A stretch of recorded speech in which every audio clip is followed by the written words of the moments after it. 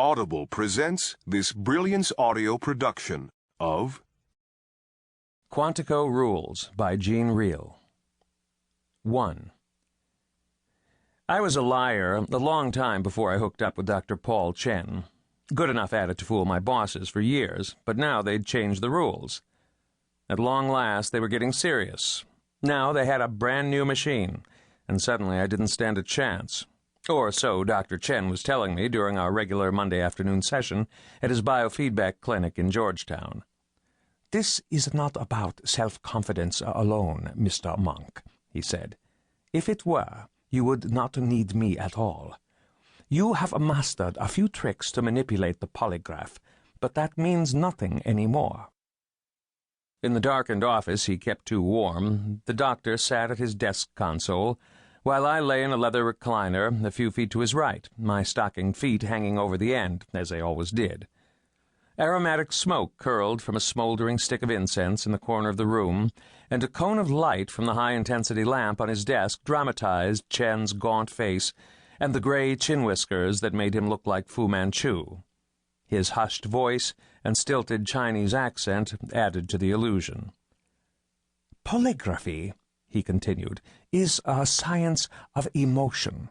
That is why it is so unreliable, why a strong-willed person such as yourself can be taught to fool it. That is why the technology has moved in a different direction, to a cognition instead of emotion. The future is in brainwaves, Mr. Monk, not such transient phenomena as blood pressure and galvanic skin response. And now, for you at least, the future appears to have arrived." I glanced at my watch. What the hell was he talking about? I didn't have time for this today. I turned my head to stare at him. "What are you saying, that you can't help me?" "I am saying there is no point, not with the same method we have been using at any rate. What use is it to beat a polygraph if the machine no longer exists?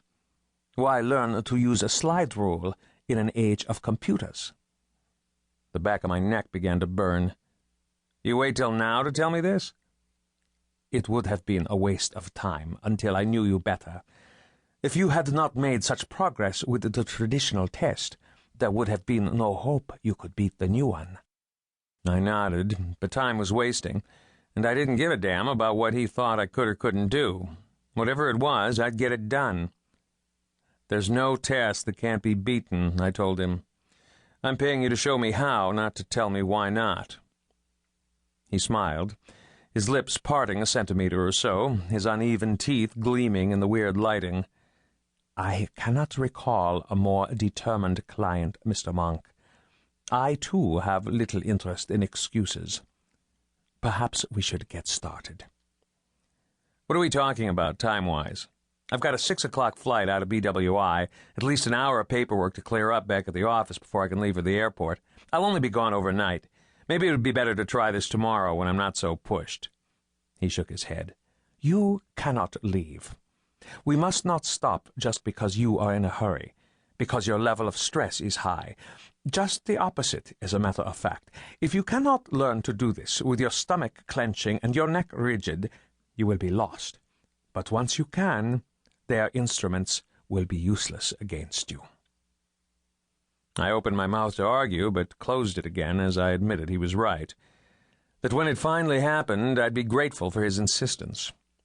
I nodded, and Chen seemed to leave his desk and appear next to my recliner without taking a step. In his hand he carried dozens of thready electric wires, leads similar to those we'd been using with the polygraph, that I could see were connected to the mahogany instrument panel that dominated his desk. He stood over me and began to tape the sensors to my face, scalp, and neck. He kept talking while he worked. "To lie successfully," he said, "you must first think of the words you are about to say, assess the probability they will be accepted as truthful. Doing so causes a burst of brainwave activity that is lacking when you tell the truth. Researchers believe human beings are powerless to control such bursts, but my hypothesis is that they are wrong. You first came to me because of the success I have had with other of your colleagues. You people have now become